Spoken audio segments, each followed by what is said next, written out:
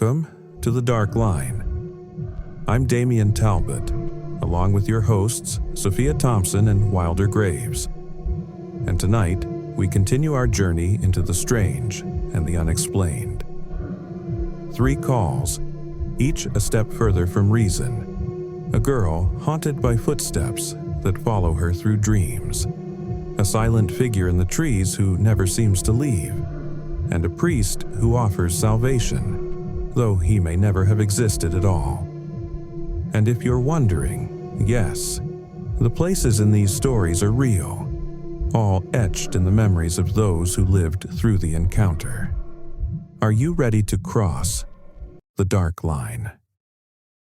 Our first call comes from Delaney, a woman haunted by something that began in her dreams. It started as shadows behind closed eyes, but the figure didn't stay there. Delaney will be sharing her story right after this word from our sponsor. I'm a clairvoyant. I've encountered spirits, some unsettling, a few evil, but for 5 years I was tormented by something worse. It started with a dream. I was in an old country pub, quiet, still.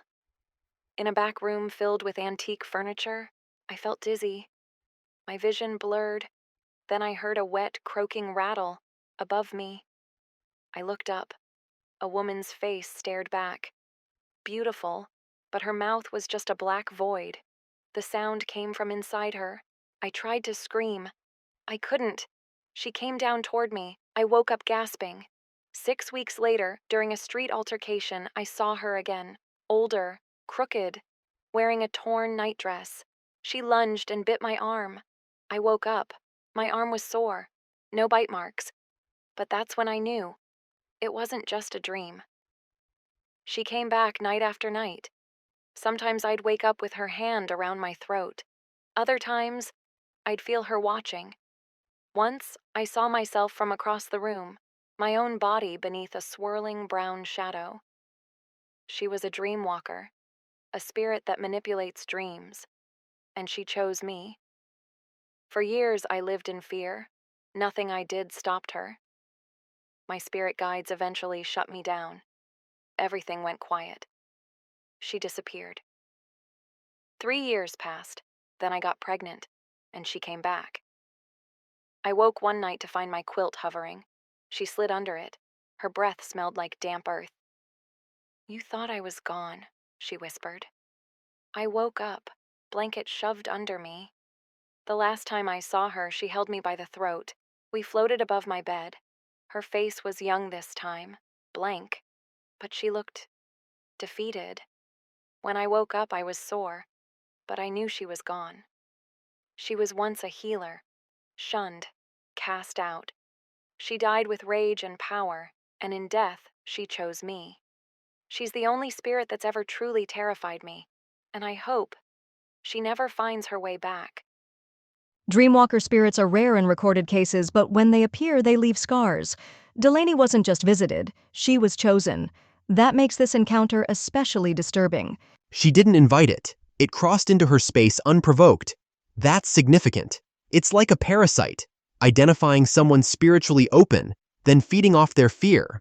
Classic possession mechanics, except this one didn't need a body. I found the progression chilling. It started as a faceless shadow in a dream, but over time, the spirit gained identity. A face, a name, even a voice. That suggests it wasn't just haunting her, it was growing stronger through her. She mentioned being a clairvoyant. That might have made her a more accessible target. Her spirit guides shutting her down is fascinating too. Like her own psychic defense system said, enough. And yet it returned when she was pregnant. That detail's important. A shift in life energy, vulnerability, protection instincts. Spirits like this are drawn to thresholds: birth, death, trauma, transitional states. She also describes the entity as a former healer. If that's true, we may be dealing with a corrupted ancestral spirit. One that died with purpose unfulfilled and power unresolved. She didn't sound afraid anymore, just resigned. Which might be the most terrifying part, because if this thing ever finds her again, it'll know exactly where to look. Let's take a break. When we come back, we'll hear call 2, and trust me, It only gets stranger from here. Our next caller is Matilda, who grew up on a remote farm in Oklahoma, the kind of place where the night is pitch black and silence runs deep. One evening, just past sundown, she and her father saw something in the tree line, too still, too tall, and not something either of them could explain. We'll be back shortly with Call 2. Right after these messages. I grew up farming with my dad in Oklahoma, out past where the streetlights end. No neighbors, just fields, the wind, and a row of old trees that lined the property. One night around 3 a.m., we were heading out to switch the water for flood irrigation. We'd done it 100 times before. But that night felt different. The air was still, heavy, quiet in a way that makes every sound feel sharp. As we drove past the tree line, our headlights hit something. A figure standing just inside the trees. It wasn't quite human. Tall, hunched, like an old woman wrapped in a shawl. She didn't move, just stood there like she was waiting. Then she vanished. 2, maybe 3 seconds, and gone. I didn't say anything, but about 30 seconds later, my dad hit the gas. He looked over and said, "I wasn't going to say anything, but did you happen to see something walking between the trees?" I felt the hair on my arms stand straight up. We switched the water and got home quick, but I couldn't shake the feeling we were being watched. Later, we talked about it. Turns out there's a local legend, something that's been seen since the 1940s. They say it's not human, something that changes shape. A skinwalker, maybe, or something older. We've found old arrowheads and pottery on our land. This place has history. We've never seen it again, but every time I drive past those trees, I still glance out, expecting to see it again. And if I ever do, I don't think I'd stick around to find out what it wants. Matilda's story is subtle, but incredibly rich. It's not just what she saw, it's how she saw it. That calm tone, that's someone who's still processing something real, something unresolved.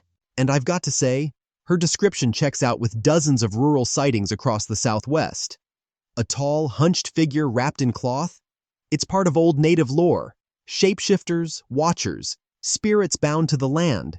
They don't need to do anything dramatic to be terrifying. They just stand there. She mentioned tension, silence, a gut-level fear. That's important. Sometimes the body registers danger before the brain can explain it. And her dad felt it too. That's what gets me. 2 people, same moment, no communication, same reaction. That rules out dream, hallucination, or even suggestion. This was a shared experience. There's also the legacy aspect, a legend dating back to the 1940s tied to that land. Sometimes trauma, history, and unresolved energy leave marks that manifest as recurring apparitions. And let's not forget the archaeology, arrowheads, pottery. That land has roots, and old ground tends to hold old things. She never tried to explain it away, which to me is more honest than certainty. Some things just don't belong in the tree line. Stick around, listeners. You won't want to miss what's next. Our final call tonight comes from someone who was spiraling, addiction, grief, and the weight of a life unraveling. And just when they were ready to give up, a priest appeared to listen and give his advice. This is call number 3. We call it borrowed time. Yeah. I don't usually do this kind of thing. You don't need my name or nothing. Just, I'm from the Bronx, New York, you know? I was strung out. Heroin, mostly. Couldn't stop. It was bad. Like, real bad. I was thinking about ending it, just to shut it all off, you know? My mom's, she's religious. Always has been. She told me, try church. And I was like, man, what's it gonna hurt? Figured if it didn't help, at least it wouldn't make things worse. So there's this Catholic church not far from where I was crashing. I ain't the church type, but it was close. It was cold out that day. Sky was darkening. Felt like the world was holding its breath. You know? I go in. It's dead quiet. No candles. No people. Just the stillness that kind of stuck to your skin. Then I hear a door creak. A priest steps out. Young dude. Green eyes, like bright. Unreal. Almost like there's light coming from behind him. He looks me dead in the eye and goes, You look like something's pulling you down. You need to talk?" I didn't even answer, just nodded. We sat on this long bench in the hallway, and man, I broke. And I told him everything, the drugs, the spirals. The nights where I didn't care if I woke up or not. He ain't say a word, just listen, eyes locked on mine. When I finally stopped talking, he leans forward and says, "You don't got much time left, Anthony." I go, "Yeah, I know." But he cuts me off. "No, you don't understand. If you don't get clean this time, you won't get another shot. Not maybe. Not you might die." He said won't. Like, this was it. I thanked him. Stepped out into the cold. Hands shaking when I called my mom's. Told her to come get me. She did. Took me straight to detox. 2 weeks in, she calls me. Voice all weird like. She went back to that church. Wanted to thank the priest. Asked for Father Mike. They told her there ain't no Father Mike there. She checked other churches. Nothing. Described him. Nothing. Nobody knew who she was talking about. She calls me again. Says, "You sure about this?" And I told her, "I'll never forget those eyes." She goes quiet for a second, then says, "I think you had a run-in with your guardian angel." I didn't know what to say. Still don't. But it's been 6 years. I'm clean. Life's not perfect, but it's mine again. And sometimes, late at night, I still wonder, who was Father Mike? Or better yet, what was Father Mike? There's something compelling about the structure of his memory. No theatrics, no sensory distortions. His recall was consistent, emotionally congruent, and anchored in real-world consequence. That tends to suggest authenticity. Or maybe it's not just the memory that's compelling. Maybe it's the presence. He met someone who knew his name, knew what he was thinking. That kind of encounter leaves a mark, whether you believe in angels or not. True, but the mind has mechanisms for that. There's a psychological phenomenon called liminal intervention. It happens in moments of acute crisis, when the subconscious becomes hyper-receptive. He may have projected clarity or constructed a persona to externalize a decision he wasn't ready to face. Or maybe it wasn't his mind. His name was Mike, a man of truth, not comfort. He didn't sugarcoat. He saw Anthony. That doesn't sound like a self-made illusion. Still, real or imagined, the encounter gave him direction. In recovery psychology, that's often the catalyst for change. Then maybe that's the point. Who shows up at the edge of collapse? Across cultures, across stories. The one who says, "No farther." Michael.